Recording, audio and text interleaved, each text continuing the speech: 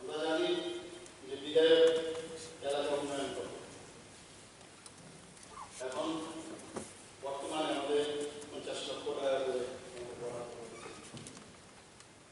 এবং তাতে করে আমাদের 7 জন মেম্বারদের 30 কোটি টাকা দেয়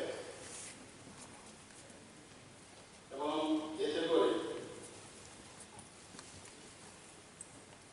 প্রায় 45 কোটি টাকা বরাদ্দ।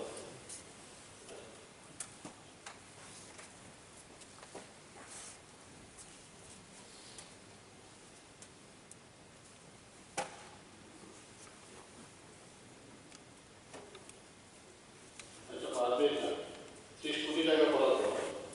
আমি